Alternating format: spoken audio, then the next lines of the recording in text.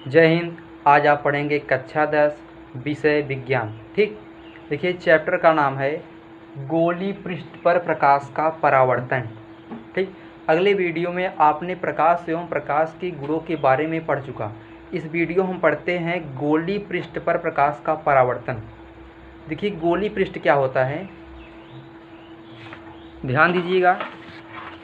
गोली पृष्ठ के पढ़ने से पहले, ठीक, गोली पृष्ठ पर प्रकाश का परावर्तन, यह चैप्टर पढ़ने से पहले कुछ आप महत्वपूर्ण परिभाषाओं के बारे में जानकारियाँ लेंगे। ठीक, ध्यान दीजिए। जैसे दर्पण किसे कहते हैं, दर्पण कितने प्रकार का होता है, दर्पण से संबंधित जो परिभाषाएं हैं, समतल दर्पण के क्या क्या गुण होते हैं, गोली दर्पण में प्रतिबिंब बनने के कितने नियम होते हैं। ठीक, इसके बारे में आप इस वीडियो में जानेंगे। ठीक, सबसे पहले आप जानेंगे कि दर्पण किसे कहते हैं।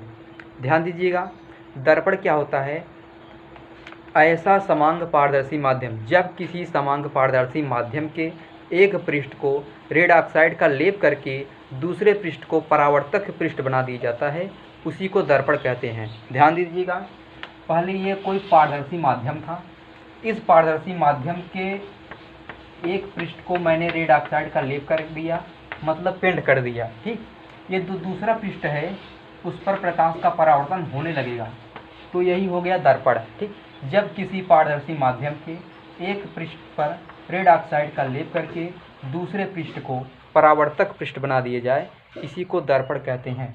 ठीक, उसके बाद अगला हेडिंग आता है दर्पण के प्रकार। ठीक, देखिए दर्पण जो होता है यह दो प्रकार का होता है। पहला है गोली दर्पण, दूसरा होता है समतल दर्पण।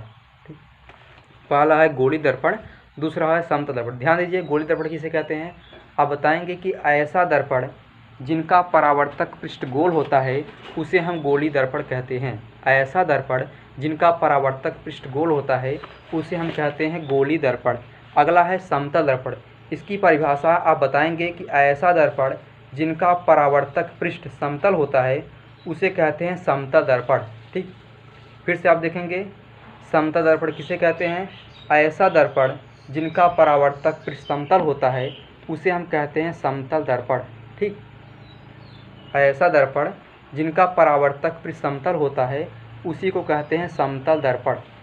ठीक, अगला परिभाषा पढ़ेंगे कि गोली दर्पण से संबंधित कुछ परिभाषाएं, जैसे दर्पण का द्वारक क्या है, दर्पण का ध्रुव क्या है, मुख्य अक्ष क्या है, मुख्य फोकस क्या है, इसके बारे में हम अभी चर्चा करने वाले हैं इस वीडियो के बाद। ठीक, अगला है समतल दर्पण के गुण।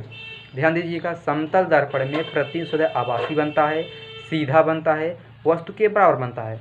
समतल दर्पण में प्रतिबिंब तथा वस्तु को मिलाने वाली जो रेखा होती है वह समतल दर्पण पर लंब होती है। ठीक, एक गुण ये भी होता है कि समतल दर्पण की फोकस दूरी अनंत होती है।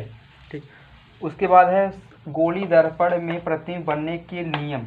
ध्यान दीजिए, गोली दर्पण में प्रतिबिंब बनने के लिए 3 नियम है। ठीक, पहला नियम क्या है, गोली दर्पण के मुख्य अक्ष के समांतर आने वाली प्रकाश किरणें दर्पण से टकराने के पश्चात मुख्य फोकस से होकर जाती है। दूसरा नियम यह है कि गोली दर्पण के मुख्य फोकस से होकर आने वाली प्रकाश किरणें दर्पण से टकराने के पश्चात मुख्य अक्ष के समांतर हो जाती है।